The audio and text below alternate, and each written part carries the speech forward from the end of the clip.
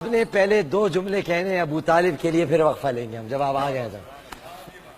میں اس حوالے سے کوئی لمبی چوڑی بات نہ کرنا چاہتا ہوں، نہ کسی کو کچھ کہنا چاہتا ہوں۔ میں صرف اتنا کہوں گا کہ ابو طالب وہ ہے جس نے نبی یعنی نبوت اور صاحب نبوت کو سنبھال کے امت کے حوالے کیا۔ واہ واہ واہ واہ واہ واہ۔ اور عامر بھائی، ہمیں لمبی چوڑی باتوں میں پڑھنے کے بجائے میں صرف ایک وہ منظر جو جس وقت میں نے جب بھی وہ روایت پڑھی ہے میں اس پہ رویا ضرور ہوں کہ جب میرے آقا سید کونین کا بچپن تھا اور جناب حضرت ابو طالب کے گھر کے حالات ٹھیک نہیں تھے، تو گھر میں کھانا اتنا نہیں ہوتا تھا کہ جو سارے بچے اکٹھے سارے گھر والے کھائیں۔ تو میں چاہوں گا کہ یہ اس روایت کا مزہ تب آئے گا جب میں پریکٹیکل کر کے آپ کو وہ حدیث کا منع اس روایت کا جو ہے نا وہ میں آپ کو منظر بتاؤں گا۔ سب سے پہلے کھانا جناب ابو طالب ہمارے آقا کے سامنے رکھتے جبکہ حضور بچپن میں تھے۔ اب آپ کے جو دوسرے چھوٹے بچے تھے، آپ کو پتا ہے کہ صبح صبح بھوک لگی ہو تو ہر بچہ چاہتا ہے کہ پہلے میں کھاؤں۔ تو سرکار کے سامنے جب پیالہ آتا، بچے ادھر ہوتے، ابو طالب ادھر ہوتے۔ یہ میں روایت کے سیم جو اس کو امام صالح شامی نے روایت کیا، میں نے اس کو سیم یہ عرض کر رہا ہوں۔ حضور کے سامنے رکھ کر کہتے کہ میرے پیارے محمد کھاؤ۔ ظاہر حضور کو تو بچپن میں وہ صاحب نبوت ہیں، تو میرے آقا اپنے ان بھائیوں کی طرف دیکھتے اور وہ جو جناب ابو طالب کے بچے تھے وہ بھی ہاتھ آگے بڑھاتے۔ وہ منظر میں آپ کو نہیں بتا سکتا، ہاتھ آگے ہوتا، باپ جو ہے وہ بچوں کے بیچ میں، میں منظر بتاؤں گا، سرکار بیٹھے ہیں، بچے ادھر بیٹھے ہیں، ابو طالب ادھر بیٹھے ہیں، بیٹا کھاؤ۔ اب بچے ہاتھ آگے بڑھاتے تو یہ پیچھے کرتے، کھانے دو میرے لاڈلے۔ اور اگلا جو منظر ہے کہ بعض اوقات ایسا ہوتا کہ یوں بچوں کے آگے بیٹھتے اور سرکار سے عرض کرتے کہ آپ کھائیں۔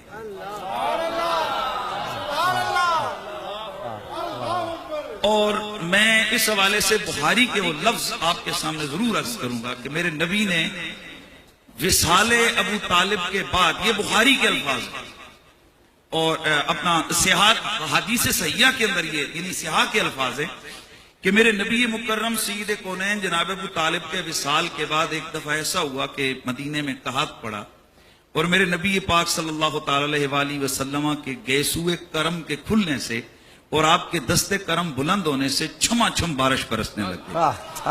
جب آپ کا یہ معجزہ حضور کے سارے صحابہ نے دیکھا، اس وقت میرے آقا نے ایک لفظ بولا، الفاظ بولے تھے۔ میرے آقا نے فرمایا تھا للہ در ابی طالب لو کان حیا لقرت عیناہ۔ آج اگر میرا ابو طالب میرا چچا زندہ ہوتا، میرا یہ معجزہ دیکھ کر اس کی آنکھیں ٹھنڈی ہو جائیں۔ لیکن میں عامر بھائی جو لفظ ہیں جو میں چاہتا ہوں کہ میرے سارے سننے والے ان لفظوں کو یاد رکھیں، یہ میں اس کا ترجمہ کروں گا لیکن خود بھی کسی سے کروا لیں کہ للہ در ابی طالب۔ یہ تقریباً اہل سنت کی معتمد علیہ 25 سے زائد کتابوں کے اندر موجود ہے، جن میں سیرت کی کتابیں بھی ہیں اور حدیث کی کتابیں بھی ہیں، کہ حضور نے فرمایا اللہ بھلا کرے ابو طالب کا، اللہ اکبر، اللہ للہ در ابی طالب، اللہ بھلا کرے ابو طالب کا۔ آج اگر ابو طالب زندہ ہوتے، جیسے بچپن میں میرا وسیلہ دے کر انہوں نے دعا منگوائی تھی مجھ سے اور پانی برسا تھا، اور اس وقت انہوں نے کہا تھا وَأَبْيَضُ يُسْتَسْقَى الْغَمَامُ بِوَجْهِهِ سِمَالُ الْيَتَامَى عِصْمَةٌ لِلْأَرَامِلِ، اور میرے گورے چٹے چہرے والا میرا پیارا محمد جس کا وسیلہ دے کر پانی مانگا جاتا ہے، فرمایا آج اگر وہ زندہ ہوتے میرا یہ معجزہ دیکھ کر ان کی آنکھیں ٹھنڈی ہو جاتی۔ عامر بھائی، آنکھیں معجزہ دیکھ کر مومنوں کی ٹھنڈی ہوتی ہیں۔ اور اس میں جو اگلی بات میں عرض کروں گا وہ یہ ہے کہ میرے نبی نے پھر فرمایا کون ہے جو آج مجھے ابو طالب کی وہ نعت سنائے گا؟ اللہ اکبر۔ اور میں یاد کے اس پروگرام کی وساطت سے عرض کرنا چاہتا ہوں کہ محفل نعت ہم بہت کرتے ہیں، لیکن کبھی رسول کے پہلے ثنا خان کا ذکر تو کریں کہ میرے نبی کی پہلی نعت کہنے والا حضور کا چچا ابو طالب ہے، بے شک۔ اور میں اگلا جملہ آپ کو کمال کی بات بتانے لگا ہوں۔ جناب حضرت حسان بن ثابت میرے حضور کے وہ ثنا خان صحابی، کبھی حضور یہ بھی تو دیکھیے کہ جناب حسان نے نعت رسول لکھتے ہوئے کس کے کلام پر تضمین لکھی؟ تو جناب ابو طالب کی نعت پر پہلی تضمین لکھنے والا جناب حسان بن ثابت. واہ واہ واہ واہ. اس وقت پھر آپ نے میرے آقا نے فرمایا کون ہے جو آج میرے چچا کی وہ نعت سنائے گا؟ حضرت اچھا یہ جو الفاظ ہیں یہ بخاری کے اندر موجود ہیں. حضرت علی کھڑے ہو گئے. یا رسول اللہ کیا آپ سے کی مراد وہ ہے ابیض یستسقى الغمام بوجہی؟ فرمایا ہاں ہاں سناؤ. اللہ اکبر. ابو طالب کی نعت ان کا بیٹا مولا علی مدینے کے سلطان کو سنا رہا تھا اور آقا ابو طالب کو رو کر یاد کر کے آنسو بہا رہے تھے. اللہ آج اگر ہم ان کو یاد کر لیں تو یہ سنت رسول ہے. اور اس میں عامر بھائی کسی کو کوئی آج تک ڈاؤٹ یا شک نہیں ہے کہ عام الحزن منایا گیا. پورا سال میرے نبی نے غم کیا. ویسے 3 دن کا غم ہے روایات میں موجود ہے، پر میرے نبی نے 2 ہستیاں وہ ہیں کہ جن کا پورا سال غم کیا. تو میں یہ بھی کہنا چاہتا ہوں کہ بخاری مسلم ترمذی کی صحیح روایات موجود ہیں کہ کسی کافر کے مرنے پہ آپ افسوس نہیں کر سکتے یا اس کے ساتھ محبتوں کے اظہار نہیں کر سکتے. تو یہ جو سارا سال میرا نبی آنسو بہاتے رہے، جس ہستی کو یاد کرتے رہے، کم از کم میں تو یہی سمجھتا ہوں کہ میرے رسول کے وفاداروں میں جب نام لکھا جائے گا تو پہلے الفابیٹیکلی الف آتا ہے تو پہلا نام ابو طالب ہے. اور حضور کے صحابہ میں اگر ہم دیکھیں تو ظاہر ہے جس وقت اعلان نبوت ہوا تو پہلا الف ابو بکر کا ہی آئے گا. اسی لیے میرا مشہور جملہ ہے، میرے سننے والے سارے سن لیں کہ ہم وہ لوگ ہیں جو ابو بکر کی الف سے لے کر علی کی یا تک حضور کے ہر غلام سے پیار کرتے ہیں. ویسے میں آیا آپ کے لیے تھا، واللہ اللہ گواہ کہ اللہ تعالیٰ گواہ کہ میں یہ آپ کے لفظ سنے میں نے کہا سامنے جا کر بیٹھتے ہیں. آپ کو بھیجا گیا ہے، آپ آئے نہیں، آپ کو بھیجا گیا ہے. اور سچی بات یہ ہے مفتی صاحب، ہم تو آپ سے سیکھتے ہیں، ہم تو آپ کے شاگردوں میں سے ہیں. بات صرف اتنی ہے، آپ نے تو اتنا ماشاءاللہ بیان فرما دیا. ڈاکٹر صاحب میں ایک دل کی بات ضروری کروں. جی. عامر لیاقت وہ شخص ہے کہ ہمارے دوست کہتے ہیں جس کے خلاف جتنی ہوائیں چلی ہیں، یہ جتنے پروپیگنڈے ہوئے ہیں، یہ کسی تناور درخت کے اوپر صرف ان کے بورڈ چسپاں کر دیے جاتے ہیں، وہ بھی خشک ہو جاتے ہیں. آخر وجہ کیا ہے کہ یہ ہرا بھرا اور پھر جناب دن بدن بڑھتا جا رہا ہے. تو مجھے مولا علی کا وہ جملہ یاد آ رہا ہے کہ جس نے ہم سے پیار کیا ہم نے اس کے پیار کو قبول کیا. وہ یقین کر لے کہ دنیا اور آخرت میں اس کی عزتوں کی نگہبانی ہم. اللہ اللہ اللہ اللہ اللہ تعالیٰ آپ کی یہ محبتیں سلامت. اب مفتی صاحب نے اتنی باتیں ماشاءاللہ اتنی علمی اور علمی انداز میں نہیں بلکہ روایات اور مثالوں کے ساتھ اور حقائق بیان کر دی ہیں. میں تو مفتی صاحب سے سیکھنے والا آدمی ہوں. میں تو اتنا جانتا ہوں اور اس سے زیادہ میں تو ایک چھوٹا سا جاہل آدمی ہوں. اور میری جہالت مجھ سے یہ کہتی ہے کہ میں تو جنازے دیکھ کر پہچانتا ہوں کہ کون ہے. مطلب میں تو جنازہ دیکھوں گا، اگر جنازے کے ساتھ رام نام ست ہے ہوگا تو میں سمجھ لوں گا جو ارتھی جا رہی ہے یہ کسی ہندو کا ہے. کوئی یہودی ہوگا تو اپنے کلمات. میں نے جنازہ ابو طالب کا جو تاریخ میں دیکھا ہے، اس کا جنازہ جو گہوارہ تھا، اس گہوارے کے جو 4 یعنی اس کے کونے تھے، ایک رسول اللہ نے سنبھالا ہوا تھا، ایک مولا علی نے سنبھالا ہوا تھا، ایک عباس نے سنبھالا ہوا تھا، ایک جعفر نے سنبھالا ہوا تھا. اب اگر یہ جنازہ مسلمان کا نہیں ہے تو کس کا جنازہ ہے؟ سبحان اللہ سبحان اللہ. میں کہتا ہوں میں تو یہ جنازہ جانتا ہوں، میں تو یہ جنازہ دیکھا ہے میں نے. اور پھر میں اپنے صحابہ پر فدا جو یہ جنہوں نے اپنے نکاح توڑ دیے رسول کے کہنے پر کہ کافروں کے ساتھ نکاح نہیں ہوں گے، میں کیسے اس علی کو بھول جاؤں جو نام یہ کہتا ہے کہ میرے باپ نے میرا نام علی رکھا اور میں علی ابن ابی طالب ہوں. اس نے ہمیشہ اپنے باپ کا نام پکارا. میں ابن ابی طالب ہوں، میں ابو طالب کا بیٹا ہوں، میں ابو طالب کا بیٹا میدان میں ہے. تو ایسا نہیں ہو سکتا. عمر فاروق نے بھی اس وقت تک اپنے باپ کا نام خطاب نہیں لیا جب تک انہوں نے اسلام قبول نہیں کر لیا. اس لیے وہ بھی اپنے آپ کو کہتے تھے میں خطاب کا بیٹا ہوں. انہوں نے کہا میں ابو طالب کا بیٹا ہوں. تو کیا آپ مولا علی سے توقع کر سکتے ہیں وہ کسی کافر کے ساتھ اپنے نام کو لگائیں گے؟ علی ابن ابی طالب کہا جاتا. آج بھی خطبوں میں مفتی صاحب جو خطبہ دیتے ہوں گے تو علی ابن ابی طالب کہتے ہیں آپ، جس کا ہر خطبے میں نام لیا جاتا ہو. اب آپ یہ رسک لے لیں کہ بھائی وہ کافر تھے یا وہ اسلام نہیں لائے تھے، میں یہ رسک لینے کو تیار نہیں ہوں، کیونکہ میرے دین عامر کو بھائی اس میں میں چھوٹی سی بات کر رہا ہوں، اسلام کفر کی بات ہم سائڈ پہ رکھتے ہیں، اس میں جو جتنے بھی مکاتب فکر کے لوگ ہیں اور اس پہ نصوص موجود ہیں کہ جناب ابو طالب محبوب رسول تھے، بے شک، یعنی اس میں ابھی اب حوالے چونکہ پروگرام کی وہ ہے، میں اپنے جب جلسے کرتا ہوں تو اس میں لگاتار حوالے دیتا ہوں، میری یہ فیلڈ ہے، یہ میں اس بات کے اوپر تقریباً میں میرے رجسٹر میں 70 سے زیادہ کتابوں کے حوالے میں نے رکھے ہوئے ہیں لکھ کے، کہ اللہ کے نبی نے حضرت ابو طالب سے پیار کیا، اور وہ جو شان نزول آتا ہے انک لا تہدی من احببت، اے نبی آپ اس کو ہدایت نہیں دے سکتے جو آپ کے پیارے ہیں، اس کا شان نزول کیا ہے؟ لیکن جن لوگوں نے کہا کہ ابو طالب مراد ہے، تو علامہ علوسی فرماتے ہیں کہ یہ تو ثابت ہو گیا کہ ابو طالب محبوب رسول ہے۔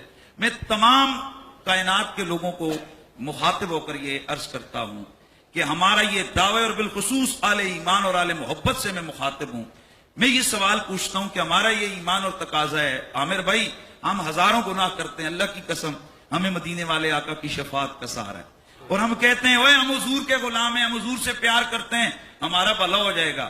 میں سوال کرتا ہوں کہ جب محب رسول جو حضور سے پیار کرنے والا ہو وہ جہنم میں نہیں جا سکتا، یہ ہم سارے کہتے ہیں، اور جس سے رسول پیار کرتا رہے اس کے بارے میں کیا کہنا؟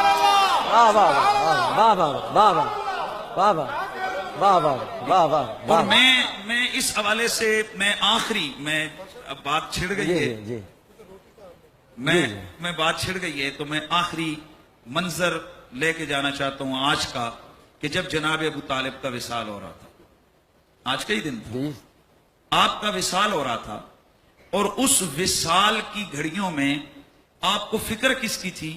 اپنے پیارے بھتیجے محمد کی۔ امام صالح شامی نے اس کو ڈیٹیل میں لکھا، باقی مورخین نے اس کو لکھا کہ جناب ابو طالب نے پیغام بھیجا کہ سارے جتنے بھی ہیں نا یہ مکے کے بڑے بڑے سب کو بلا لو، ابو جہل آ گیا، ابو سفیان آ گیا، سارے لوگ آ گئے، دائیں میں کھڑے ہو گئے۔ جناب ابو طالب نے آپ کو وصیت کی، اور یہ اب جو یہاں لائیو دیکھ رہے ہیں وہ ابھی سرچ بھی کر سکتے ہیں، یہ الفاظ جو میں کہہ رہا ہوں کیسے ہیں یہ نہیں، آپ نے وصیت فرمائی، آپ نے فرمایا کہ میں دنیا سے جانے لگا ہوں تو میں تمہیں خیر کی وصیت کرتا ہوں، یتیموں کے ساتھ اچھا سلوک کرنا، بیواؤں کا خیال کرنا، کسی کا مال نہ کھانا، کعبے کے معاملات کو درست رکھنا، یہاں کوئی باہر کے آنے والوں کو تکلیف نہیں۔ نہیں، آپ نے تقریباً 13 پوائنٹس سب کو نا اس پورے قوم کو ساروں کو ان کو وصیت فرمائی، اور اب جو جملہ اوصیکم بمحمد خیرا، میری آخری وصیت یہ ہے کہ میرے پیارے محمد کے ساتھ کبھی برا نہ کرنا، بہتر کرنا۔ اللہ اللہ، اگلے جو جملے اللہ، یہ جو کچھ میں نے تمہیں یہ اچھائیوں کی ترغیب دی ہے، یہ بدرجہ اتم یہ ساری خوبیاں میرے محمد میں پائی جاتی ہیں۔ اچھا، اب جس وقت یہ بات ہوئی تو جناب ابو طالب حضور سے مخاطب ہوئے، اے میرے بھتیجے آپ بھی ان کا خیال رکھنا۔ میرے نبی نے فرمایا چچا یہ آخری گھڑیاں ہیں، تو کیا میں ایسا کلمہ ان کے اور آپ نے بیچ میں نہ رکھ دوں کہ یہ اختیار کر لیں تو ساری دنیا کی بادشاہت ان کو مل جائے؟ ابو سفیان بولا تجھ پہ میرا باپ قربان، وہ ایک نہیں تو 10 باتیں بول۔ میرے نبی نے فرمایا وہ ایک یہ ہے کہ ان تشہد اللہ الہ الا اللہ وان محمدن عبدہ ورسولہ وان تترک عبادک وان تترک اصنامک، کہ میں ایک ہی بات کرتا ہوں کہ اللہ کے سوا کوئی عبادت کے لائق نہیں، اور میں محمد اللہ کا رسول ہوں، اور یہ کہ تو جتنے بھی یہ جو تم نے جھوٹے خدا بنائے ان کو تو چھوڑ۔ وہ چیخنے لگا، کہنے لگا کہ یہ کیا ہوا، یہ کیا ہوا، یہ کیا ہوا؟ ابو طالب دیکھو یہ کیا، پھر وہی بات کر دی۔ اب فیصلہ کرنا تھا عامر بھائی، آخری گھڑیاں ہیں، فیصلہ کرنا تھا ابو طالب نے۔ میرے آقا خاموش ہو گئے کہ کہیں میرے چچے کا دل ظاہر ہے ادھر ادھر سے باتیں شروع ہو گئی، یہ کیا شور شروع ہو گیا۔ حضور خاموش ہو گئے کہ کہیں میرے چچا کو تکلیف ہوئی ہے ان معاملات سے۔ تو جناب حضرت ابو طالب نے میرے نبی کے چہرے پہ دیکھ کے فرمایا میرے بیٹے تو نے ان کو غلط بات کی دعوت تو نہیں دی ہے، خدا کی قسم تو نے صحیح بات کی دعوت دی۔ اور جو آخری جملے وہ کیا ہیں؟